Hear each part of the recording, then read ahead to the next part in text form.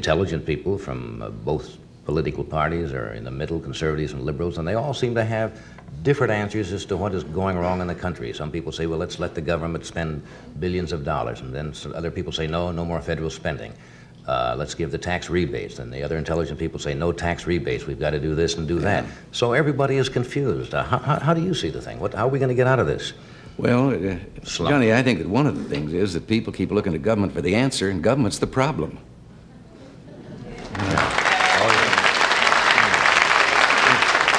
A moment ago, you asked, about people and feeling not only confused, but low and down in America.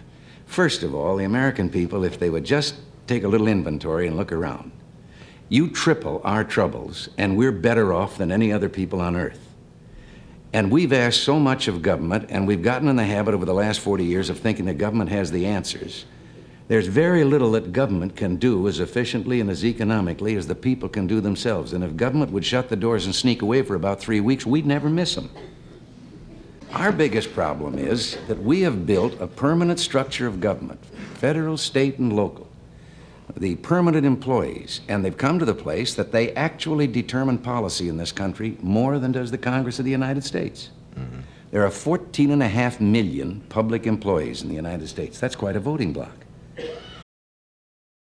A poll was taken recently that found out that only 46% of the people in the poll could name their United States congressman.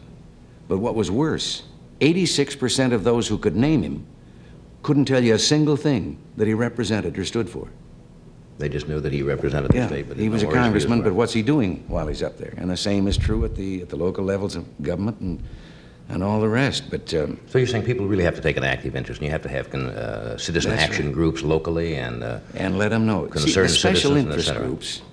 Now, the special interest groups aren't, as everyone thought, big, powerful business interests or something that are going to persuade government to do things. As a matter of fact, I don't know anyone with less influence today in government than business. They're just a convenient whipping boy. But it's the groups that have got a particular axe to grind. You can't have a power plant because it might interfere with the seagulls. Now, I think I'm an environmentalist, and I do not agree with those people way over on the edge who pave the whole country over in the name of progress. But also, I don't like those on the other extreme that won't let you build a house unless it looks like a bird's nest. Someplace in the middle, we got to allow people our ecology too. Right. Well, this kind of group, and they want their particular program.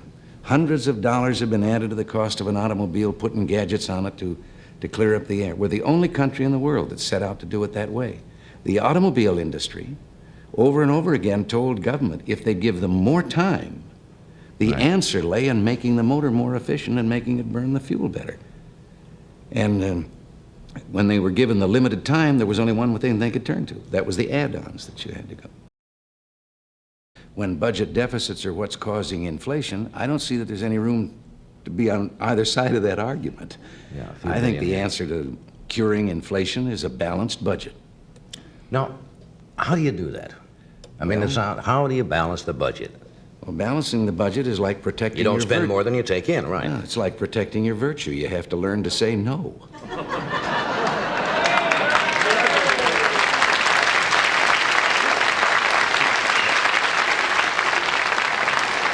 There's got to be another way. What's the second option? Well, no, there's some ways that this could be brought about. First of all, that limitation. Here's another one. Why shouldn't we have, in addition to a simplified income tax, why shouldn't we also have a law that says that any time a legislator or a congressman introduces a spending program, he has to introduce with it a tax program to pay for it? Then let the people find out.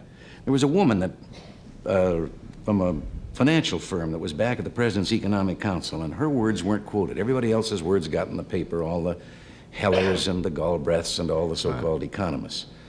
And I have a degree in economics, so I can say this. I think an economist is someone who has a Phi Beta Kappa key on one end of his watch chain and no watch on the other. This woman said that you go to the polls and you ask the people, do they want some social service, some program that government can give? And the people in the polls are apt to read and say, hey, that sounds good, yeah. Mm. But she says that isn't exactly accurate. She says put a $100 bill in each person's hand and then show them the program and say, now, isn't that a nice program? Do you want it?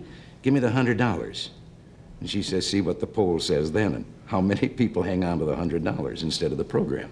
In other words, if it's rather hidden and someone doesn't know exactly where it's going to come They from. all the government programs start $1 down and we'll catch you later.